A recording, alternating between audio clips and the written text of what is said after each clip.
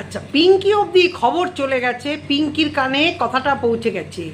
Who's Pinki? না, আমি কিছু বলছি না, আমি এই ব্যাপারে কিছু জানি না, আমি কোনো পিঙ্কিকে চিনি না, আমি কোনো ভাগ্নে মদনকে চিনি না, আমি কোনো মামি ময়কে কিন্তু চিনি না।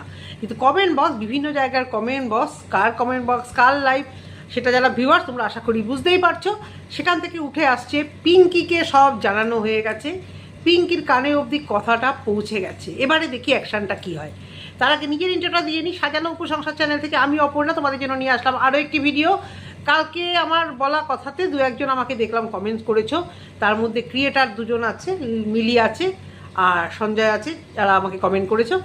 আর ভিউয়ার্স আমাকে যারা যারা কমেন্ট করেছো তাদের নামটা আমি নিচ্ছি না, তো তাদের অসংখ্য ধন্যবাদ। অনেকেই বলেছো যে আমার ভিডিও দেখতে ভালো লাগে, তার জন্য ধন্যবাদ। তোমাদের কজন ভিউয়ার্সের জন্যই আবার আজকে বসে গেলাম।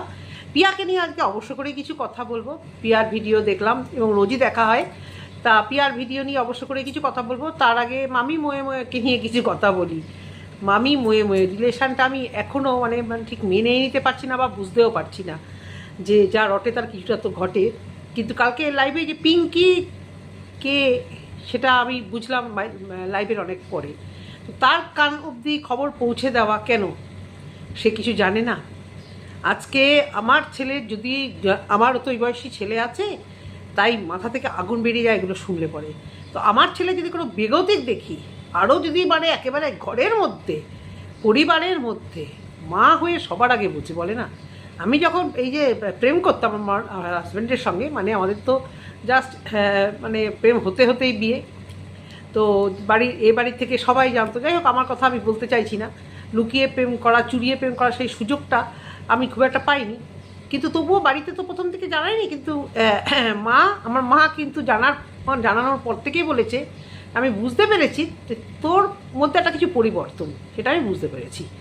তারপরে তো ঠিক আছে, সেটা আলাদা কথা।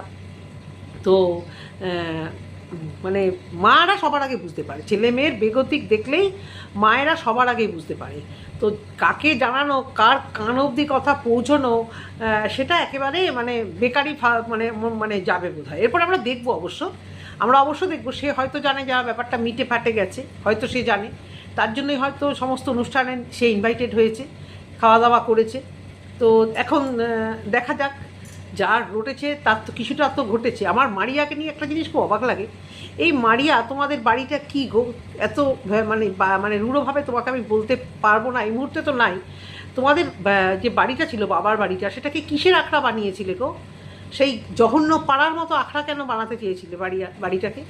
যে নোংরামো মানে বিবাহ বহির্ভূত সম্পর্কে জড়িত হয়, তোমার সাথেই কেন কন্ট্যাক্ট করে, আর তুমিই কেন এই ধরনের জিনিসগুলোকে সাপোর্ট করো, আমার মাথায় আজও ঢুকলো না। জানি না তোমার মানে হাজব্যান্ড তোমাকে কতটা টলারেট করেছে বা কি বলেছে এই ব্যাপারটা নিয়ে। কারণ ওকে দেখলাম, মানে অনুপম কিন্তু মারিয়াকে খুব গাইড করে এবং ভালো বুদ্ধি দেয় বলেই আজকে এই জঘন্য দিদিদের থেকে কিন্তু অনুপম ছিল বলে ও সরে আসতে পেরেছে। আজকে যদি ওর বিয়ে না হতো না, মারিয়া এখন ওই চক্রবহুর মধ্যেই কোনো না কোনো কারণে মানে ঢুকতো। অ্যাকচুয়ালি ভীষণ উত্তর দেওয়া, ঝগড়া, এগুলো অনেকেই পছন্দ করে, তো কিছু কারণে তো দিতেও হয়। কিন্তু অনুপম ওকে অনেকটা জায়গা থেকে, হ্যাঁ অনুপমের মধ্যেও তো আছে মেয়েদের মতো কুচিতে বানাবো ঝগড়া, কিন্তু তা সত্ত্বেও ছেলেটি ওই বুদ্ধিমান বলে ওকে তার পাশ থেকে, মানে এই সমস্ত পাশ থেকে, প্লাস শ্বশুরবাড়ির সাপোর্ট আছে। মারিয়া সত্যি বাইরে থেকে কি ওয়াইটি থেকে সম্পর্কের দরকার পড়ে না। কিন্তু আমার এখনও ভাবলে অবাক লাগে যে দুটো পরকীয়ারত নারীকে কেন সাপোর্ট করা, সব কিছু জেনে শুনে। ভবিষ্যতে এই ধরনের কাজ করলে হাজব্যান্ড টলারেট করবে তো? তোমারও কিন্তু ছেলে মেয়ে যাই হোক, সে হবে, বড় হবে। এ ধরনের নোংরামিকে মনের থেকেও না, বা মানে মানে পরিস্থিতির শিকার হয়েও, যতই দিদি হোক, ভালো হোক, বোনু হোক, আত্মীয় হোক, এই ধরনের জিনিসকে সাপোর্ট করো না। এর যতই আইনত এটা হয়তো বৈধতা পেয়েছে, কিন্তু এ ধরনের মানুষকে এখনও সমাজে কিন্তু খুব একটা কেউ অ্যাকসেপ্ট করে না। আত্মীয় স্বজনদের মধ্যেও সবাই চিৎকার করে, বন্ধু মহলেও কিন্তু সবাই বেকাতালাভাবে কথা বলে, এই জানিস তো ওর আছে। তো বুঝতে পেরেছো? তো সেখানে পানিয়াদের বাড়িতে কেন এসবের আখড়া হয় আমি বুঝতে পারি না। তো যাই হোক, আমাদের কান অবধি পৌঁছে গেছে। এখন অবশ্য করে আমরা দেখব যে কি নেক্সট কী স্টেপ হয়, অবশ্য করেই জানতে পারবো। যে ভিউয়ার জানাচ্ছে, যে ভিউয়ার্স বলছে, সে তো আর কিছু ভুল বলছে না, সে একদম মানে দায়িত্ব নিয়ে কাজটা করে গেছে, সেই কথাই বলছে, সেই কথাই কমেন্টসে উঠে এসছে। আমি যদি পারি কমেন্টটা তোমাদের এখানে দিয়ে দেবো।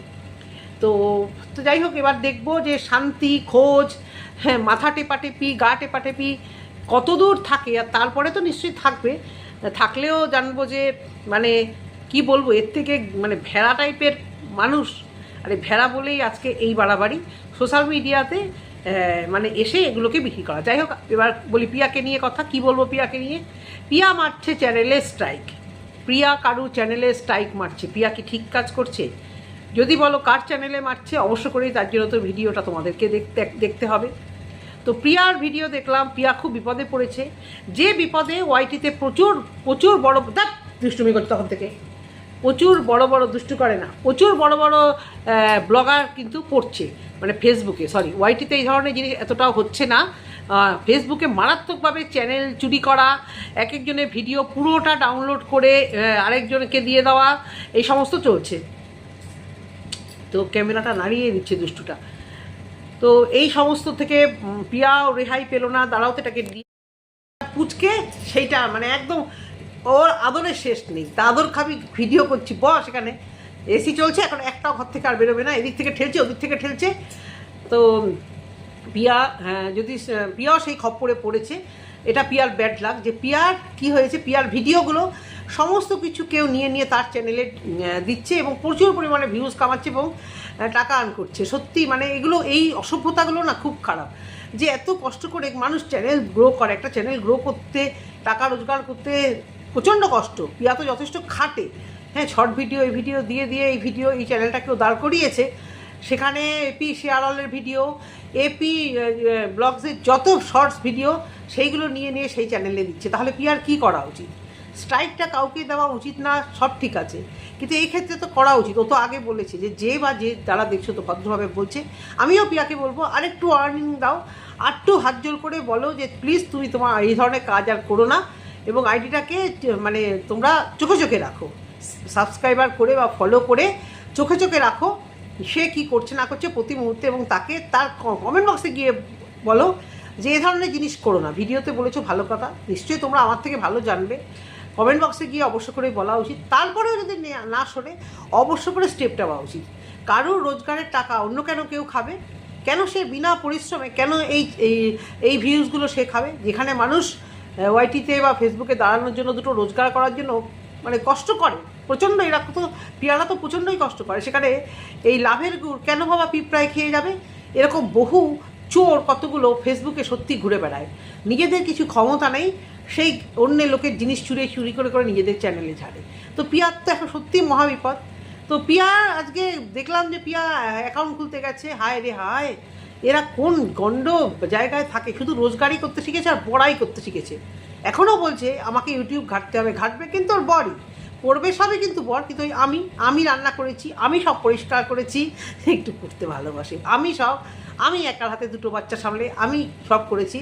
তো ভালো হয়েছে, বাথরুম কমপ্লিট হয়েছে, ভালো লাগে সত্যি। উন্নতি কারণ নো ডাউট ভালো, সে যদি খেটে উন্নতি করে 100 বার ভালো, সে যেই হোক।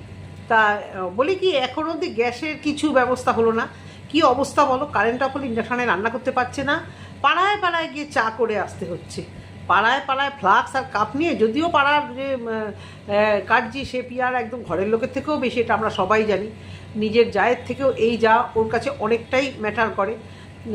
হয়তো বনিবো না এর সাথে ভালো হয়, এ হয়তো হেল্প করে, সে যে কোনো কারণেই, স্বার্থে হোক বা বিনা স্বার্থে হোক।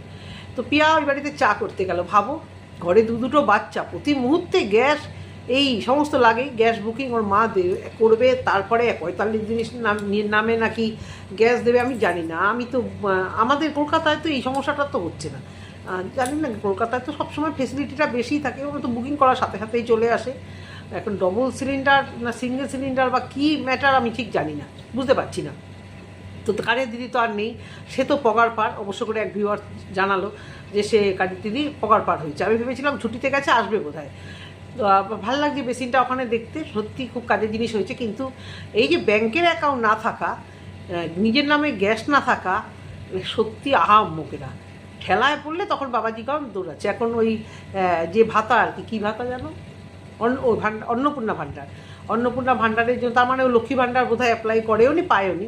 বড়লোক মানুষ কেনই বা করবে, তাই না পিয়া? এখন এখন অন্নপূর্ণা ভাণ্ডারের জন্য যাচ্ছে, এখন অ্যাকাউন্ট খুলতে যাচ্ছে, আধার লিঙ্ক ইউহি সব কিছু হয় রে বাবা ব্যাংকে। আধার লিঙ্ক করাতে গেলে আমাদের কলকাতাতে আধারের সঙ্গে ফোন নাম্বার লিঙ্ক করাতে গেলে সকালবেলা 8টার মধ্যে গিয়ে লাইনে দাঁড়িয়ে সেখান থেকে আরও 20 জনকে ফর্ম দেবে, কখনো 15 জনকে, এই সমস্ত পোস্ট অফিস থেকে যারা করাবে। আর সাইবারে যদি করাতে যায় 200 না 300 টাকা বোধহয় নেয়, মনেও নেই। সাইবারে গিয়ে আর নিজেরা বাড়ি থেকে করতে গেলে যান প্রাণ কয়লা হয়ে যাবে, শুধু কোথাও কোথাও গিয়ে আটকে যাবে, হ্যাঁ, লিঙ্ক করাতে গেলে যদি অনলাইনে করা। তো পিআর অ্যাকাউন্ট খোলার জন্য, আধারের জন্য সব কাজ গুছিয়ে বেশ একসঙ্গে চলে গেছে, খুব ভালো কথা গেছে। তো গিয়ে সেখানে দেখেছে একটা পুরোনো অ্যাকাউন্ট ছিল, সেইখান থেকে ওর মানে হয়ে যাবে, ওইখানেই ও টাকা পাবে, ভালো কথা, সব ভালো। কিন্তু এই দুপুরবেলা, ভোর দুপুরবেলা কে ভাই বিরিয়ানি খেতে আমি খুব ভালোবাসি, কিন্তু ওই ভোর দুপুরবেলা আর কিছু না, দুটো অবশ্য কারেন্ট গ্যাস তো নেই, রান্নাও তো নেই, কী বা করবে, কাঠের উনানেও যে ধরাবে সেটাও তো একটা জ্বালা, ধরাবে কখন রান্না হবে, তাড়াহুড়ো করে যাবে কিনা তার ঠিক নেই। তো তা বলে বিরিয়ানি ওরকম খোলা জায়গায়, রেস্টুরেন্টটা দেখে মনে হলো ফুটের, মানে একেবারে খোলা জায়গা, কিছু ফুটে যে খাবার বাজে তৈরি হচ্ছে তা নয়, একদম খোলা ওপেন। এই গরমে যদি ফুড পয়জন হয়ে যায় বাচ্চা কাচ্চা নিয়ে সব, তাহলে তো খুব মুশকিল। মানে এই গরমে ওইটা দেখলেও না দুপুরবেলা গা কেমন যেন অস্থির করছে। সন্ধ্যেবেলা এসি চালিয়ে খেলে তাও ঠিক আছে, তো গরমকালে দুপুরবেলা ওই মানে বিরিয়ানিগুলো সব জানি না আমি, রঙটা তো পুরো হলুদ, কেমন খেতে তা আমি জানি না, কিন্তু ভয় লাগে, তাই না বলো? যদিও বাইরে খাবার খাওয়া প্রচুর পরিমাণে হয়ে যায় যেন তেন প্রকারে, তবুও ভীষণভাবে আমি অন্তত, বর ছেলে মেয়ে না, আমি অন্তত মানে তো খুব মেনে চলার চেষ্টা করি। তা এই যে আজকে সন্ধ্যেবেলা বাগুইয়াটিতে যাব একটা দরকারে, আমি জানি সন্ধ্যেবেলা ফিরতে আবার 9টা সাড়ে 9টা হয়ে যাবে। আমার টিফিন কেন, আমার হয়তো আমাকে ডিনারের ব্যবস্থাও করে, মানে হয়তো বাড়িতে এসে কিনে আনতে হবে বা অর্ডার দিয়ে আনতে হবে, কারণ আমি সকালবেলা তেমন করে উঠতে পারিনি।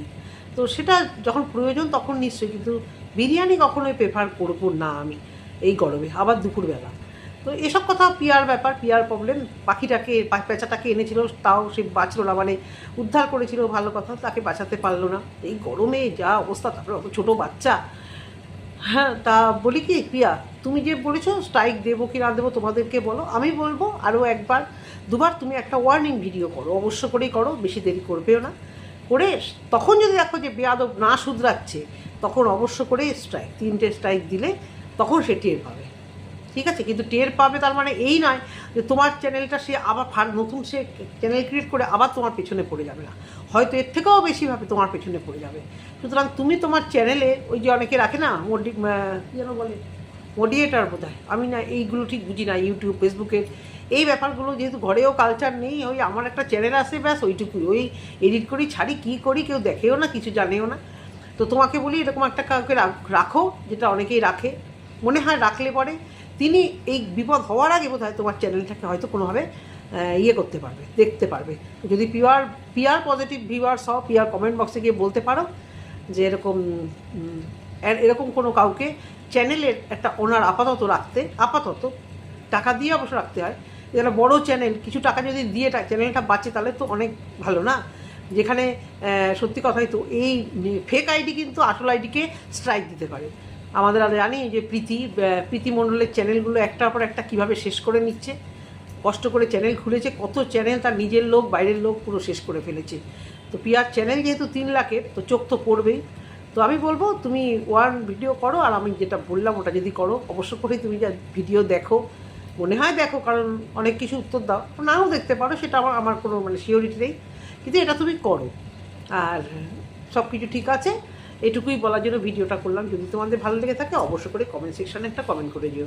টাটা।